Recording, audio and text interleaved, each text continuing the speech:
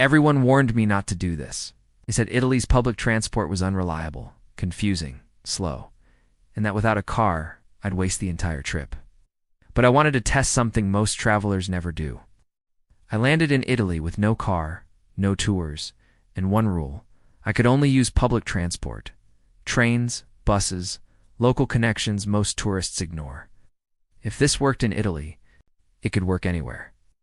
And within the first few hours, I realized I'd made one mistake that almost ended the journey before it truly began. Because Italy doesn't punish bad travel, it exposes it. Why Italy is the ultimate test. Italy is a contradiction. It's one of the most visited countries on earth, yet one of the most misunderstood. People come here dreaming of freedom, road trips, scenic drives, total control. And that's exactly why most travelers rent cars. They don't trust the trains. They don't trust the buses. And they definitely don't trust connections. Italy has a reputation: delayed trains, missed schedules, crowded platforms, announcements you can't understand. So if public transport could work here in a country this old, this busy, this layered, it could work anywhere. Italy isn't built for speed. It's built in fragments. It's ancient cities, hill towns, coastal villages. Places cars struggle to reach, but trains have been reaching for over a century. And here's what most tourists never realize. Italy's public transport system wasn't designed for visitors. It was designed for Italians. Workers commuting every morning, students traveling alone, grandparents crossing regions without driving. It's imperfect, but it's alive. Miss a connection, and you feel it immediately. Plan correctly, and the country opens like a map unfolding. I didn't choose Italy because it was easy. I chose it because if I could cross this country without a car, without tours, without shortcuts, then the problem was never the transport. It was how we were taught to travel. But none of that mattered once I actually landed, because my first route looked perfect on paper and failed spectacularly in real life. The route that looked perfect but wasn't. My plan was simple.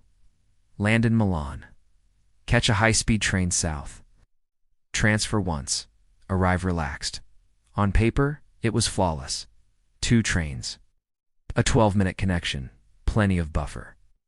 This is the kind of plan travel blogs love. Clean, efficient, optimized. But Italy doesn't care about perfect plans. The first train arrived late. Dramatically. Just enough to change everything. That 12-minute connection became 5. The platform changed. The signage didn't. The announcement came in rapid Italian once.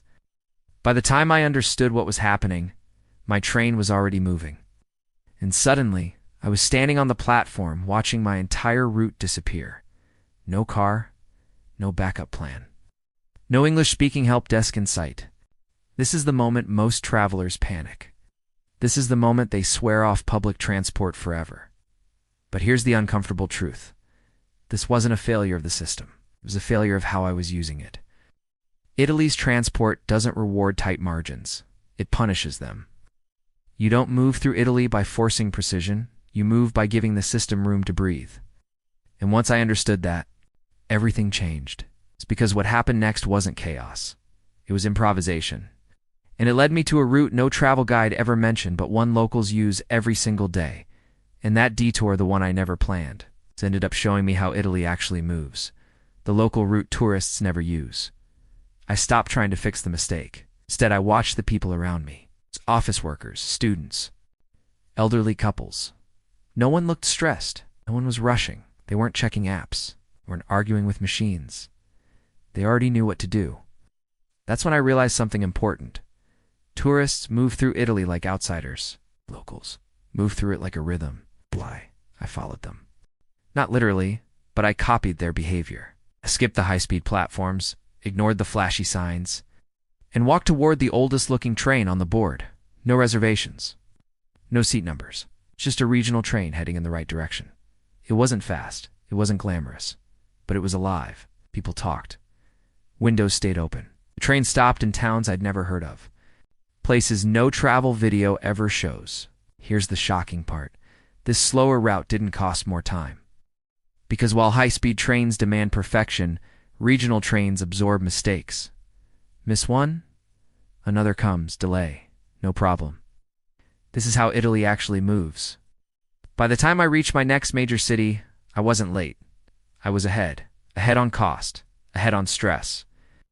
Ahead on understanding. Public transport in Italy isn't about speed. It's about flow. And once I stopped fighting the system and started flowing with it, the entire country opened up.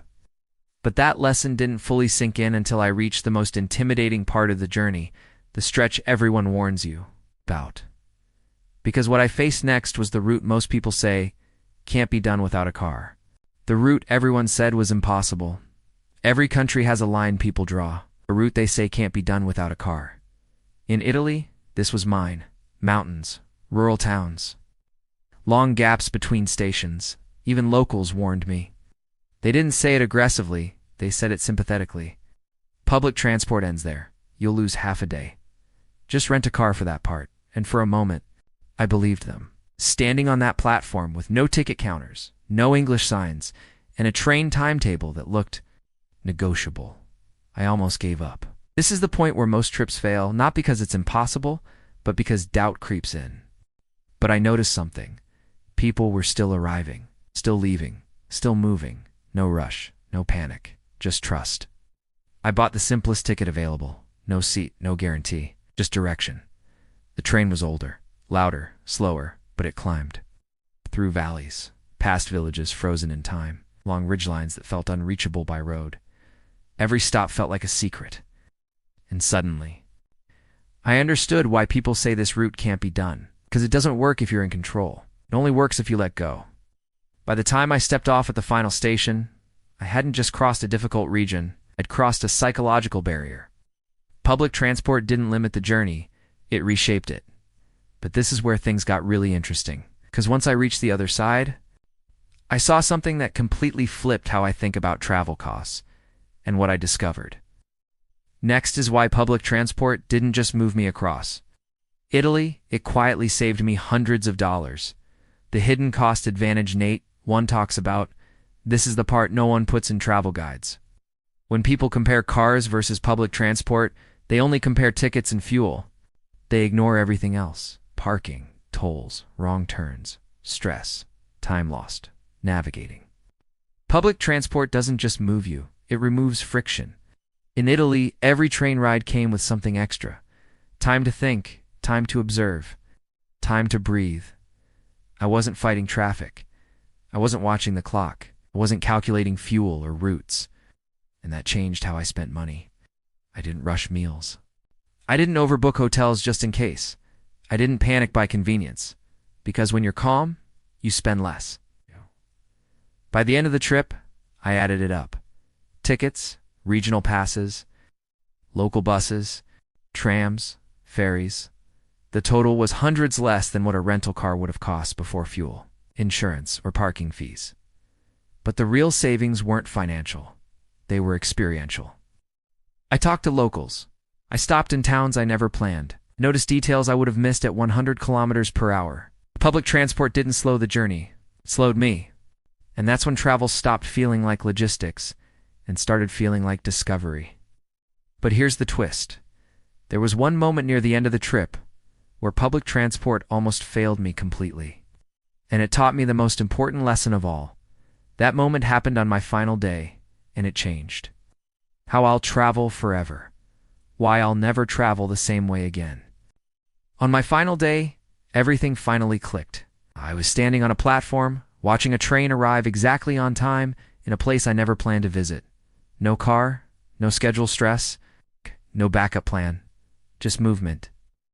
That's when I realized something most travelers never do. Public transport doesn't limit you. It removes the illusion of control and replaces it with flow. You stop trying to dominate the journey and start participating in it. In Italy, I didn't just cross cities, I crossed mindsets. I stopped measuring travel in distance and started measuring it in moments. And that's why this trip worked.